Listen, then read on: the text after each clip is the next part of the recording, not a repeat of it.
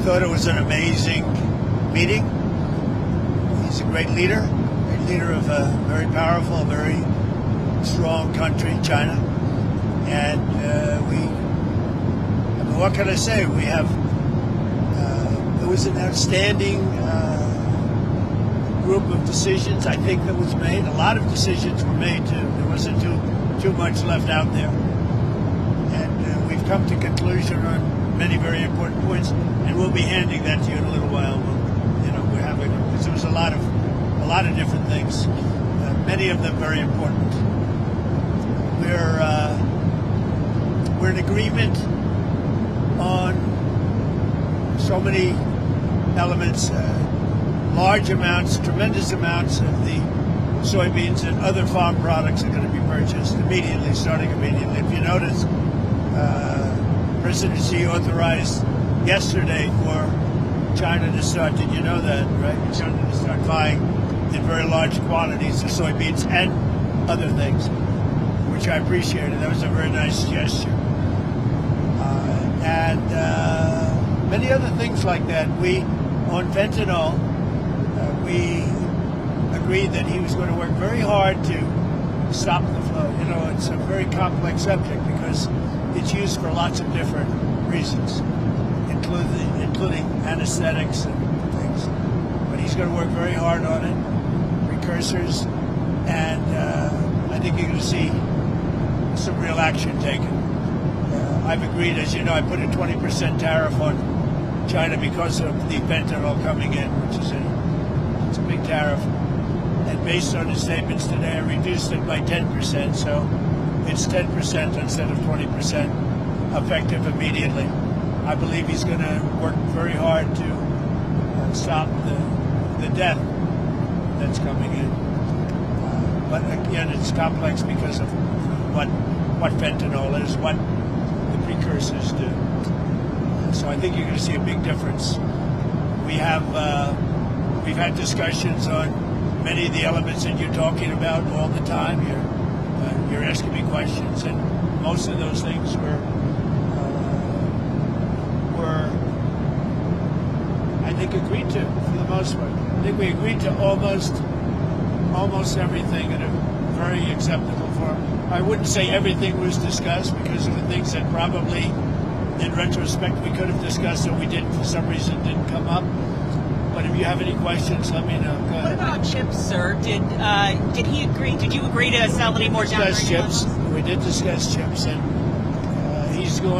they're going to be talking to NVIDIA and others about taking chips. Look, we make great chips. NVIDIA is the leader. And I'll be speaking to Jensen from NVIDIA, but they're going to be discussing that with NVIDIA to see whether or not they can do. I said that's really between you and NVIDIA, but we're sort of the arbitrator or the referee. It's a little rough up here. The skies are a little rough. And just to clarify, sir, that is the downgraded Blackwell chips. You would authorize those to be exported? No, not the Blackwell. We're not talking about the Blackwell. That just came out yesterday. But a lot of chips, a lot of the chips, and that's good for us. How soon do you think you'd be able to sign an actual? Please, come on. You know what you do? Yeah, come on. Let me stand right over here. Yeah, hey everybody, thanks. Let me just make a point on the chips. As the president was saying, there's so many chips we already sent to China, a lot of advanced chips, etc. And as he said, NVIDIA will talk to China and see what's possible. The Blackwell chips, of course, weren't discussed. We focused on export controls of China on rare earths, and they're going to keep those flowing, which is quite important. What are the major stumbling blocks that are left now to work through, and how soon do you think you could sign a trade deal with China? Well, I think pretty soon. We have not too many major stumbling blocks. We have a deal. Now, every year we'll renegotiate the deal, but I think the deal will go on for a long time, long beyond the year. We'll negotiate at the end of a year, but all of the rare earth has been settled, and that's for the world. I mean, worldwide.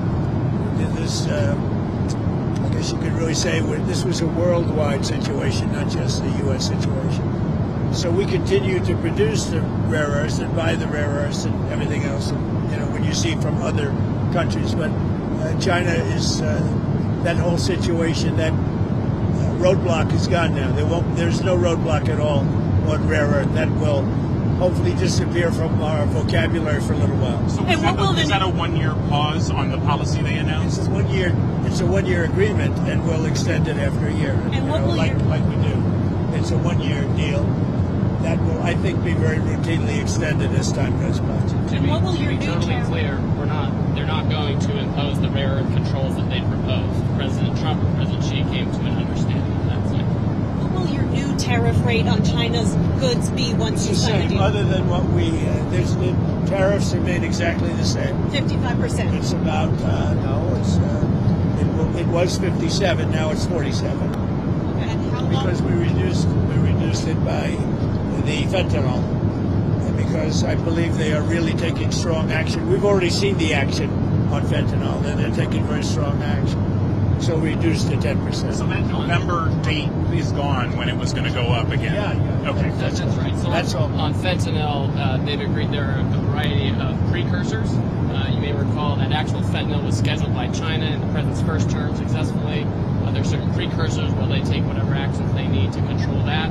If they can control rare earths, we know they can control the precursors. And President Xi, I think, was very strong in saying he was going to enforce those laws internally. And of course, we'll watch that. And we'll He's work going to with be them. very strong in enforcing the fentanyl, everything having to do with fentanyl and regulations internally, including taking very strong measures against those that don't obey. And a variety of other tariffs still remain. The Section 301 tariffs from the original, a variety of Section 232 tariffs. Some of these tariffs are, as the president mentioned, around 40%. For some individual products, it may go up to 100%, but as a general matter, it's about 45, 47%. So, sir, it sounds like you might be going to China then after the successful Yeah, meeting. that's another thing we agreed. I'll be going to China in April, and he'll be coming here sometime after that, whether it's in Florida, Palm Beach, or Washington, D.C.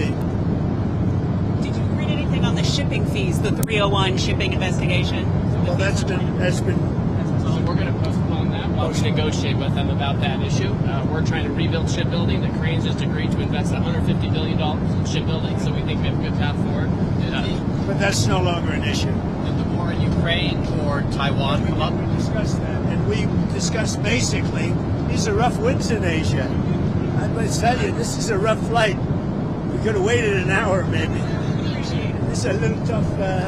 These are tough conditions for interviews. You know, they're going to be watching Trump. They're going to say he didn't look too good. He's got the shakes. I don't have the shakes, but people are going to think I do.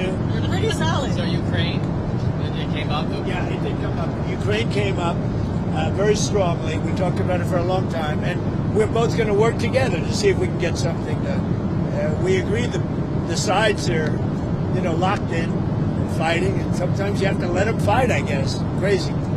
But he's going to help us, and we're going to work together on Ukraine. There's not a lot more we can do. The oil, he's been buying oil from Russia for a long time. It takes care of a big part of China. And, I can say India's been very good on that front. But we didn't really discuss the oil. We discussed working together to see if we could get that war finished. It doesn't affect China. It doesn't affect us. And I'd like to see it done on the basis. I don't like to see 6, 7, 8,000 young people, mostly young people, for the most part soldiers, be killed. It's not costing us anything. In fact, we make money, and I don't even want to talk about making money. I don't care about making money in that case. But, we send weapons to NATO. They buy full price. They buy the weapons. They give them to whoever, but I think they give them probably to Ukraine for the most part. And we discussed it. We discussed all that. We're going to work together to try and get the war with Russia and Ukraine solved. What about the Taiwan issue, sir? It never came up. Taiwan never came up. It was not discussed, actually. What else didn't come up that you thought might come up? You had mentioned you didn't get to everything. We had a long meeting, as you know, but a lot of things we discussed in great detail. A lot of things we brought to finalization. A lot of finalization. I thought it was a great meeting. I think it was a very friendly meeting. It was a good meeting for two very large, powerful countries. And that's the way we should get along with large, powerful. Why did you write your Truth Social about nuclear testing? What What about resuming nuclear testing? What prompted you to do that right before the meeting? It had to do with others. They seem to all be nuclear testing. Russia? We have more nuclear weapons than anybody. We don't do testing. We've halted it many years ago. But with others doing testing, I think it's appropriate that we do also. Any details around the testing, sir? Like where, when? It'll be announced. We have test sites. It'll be announced. Did Israel give you a heads up before they bombed Gaza? And is it still a ceasefire if they're stopping? Ceasefire. It is. No, they had a sniper, and one of their soldiers were killed, and they did retribution. So we'll see. But it is a ceasefire. It's back to ceasefire. But is that What is the thinking behind reducing troops in Romania, the drawdown of U.S. troops in Romania? You'd have to ask. I mean, I could tell you about it, but it's not very significant. It's not a big deal. On nuclear weapons, sir, which countries do you have in mind when you say you want to send a signal? What a rough ride this is. The interviews are tough enough without your life being threatened. You guys okay? Yes, sir. Thank you. That camera guy's very steady. We're going to look real bad today on television, I'll tell you. I think that, it's pretty much, I think we've discussed mostly what we said, pretty comprehensive. We're going to issue a statement on some of the details. But overall, I guess on the scale of from 0 to 10, with 10 being the best, I would say the meeting was a 12. Okay, I think it was a 12. I think very importantly, just the whole relationship is very, very important. And I think it was really good. Especially coming on the heels of the successful trip. We're in Malaysia. You signed a peace deal for Cambodia and Thailand. Critical mineral deals with all our allies. So many successful meetings. Right? And so many meetings great for our country with literally hundreds of billions, trillions of dollars have come into our country over the last 4 days, represented by this meeting. But trillions of dollars, where Toyota is going to build plants, $10 billion worth of plants. And, I could go over so many different companies coming in. They're pouring money into the United States. So beyond even this meeting, this was an unbelievable trip. And I hope you're glad you were a part of it. It was big.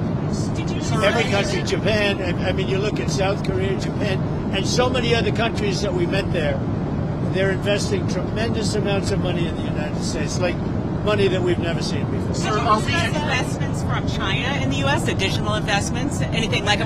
They have investments, and they will invest, and China, I think they feel very strongly. They congratulated me on the tremendous success that we've had, because there's never been a country that has had so much money come into it for purposes of investment, for building, for auto plants, for AI, etc. So he was very strong on congratulating me for that. But you didn't commit to any additional investment or outflow? We didn't really discuss it, but he would... Did you ever get through to Kim Jong Un about setting up a meeting? Does he have a phone? We never were able to talk because I was so busy. And really, this is why we came. I think it would have been maybe disrespectful to the importance of this meeting if we did that. So I'd come back with respect to Kim Jong Un. I'd come back if it was... What do you want to talk about with him? I had a great relationship with Kim Jong Un. I think if I didn't get elected, you would have had... If Hillary Clinton came in at the time, who he doesn't like too many people other than me, if you want to know the truth. I think you would have had a big war. Could have been a very bad war, too.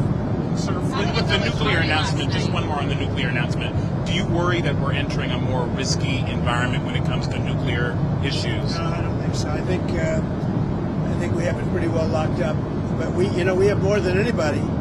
But I see them testing. I say, well, if they're going to test, I guess we have to test. I'd like to see a denuclearization because we have so many, and Russia has some. Russia's second, and China's third, and China will catch up within 4 or 5 years. I think de-escalation would be, they would call it denuclearization, would be a tremendous thing. And it's something, we are actually talking to Russia about that, and China would be added to that if we do something. Thank you all. It was a great success. It was a great honor. I mean, he's a tremendous leader of a very powerful country, and I give great respect to him, and we appreciate the fact that he came for this meeting. Thank you very much. Thank you, sir. Anything on Canada? Anything on Canada? We had a very nice conversation with him last night. We really did. Thank you.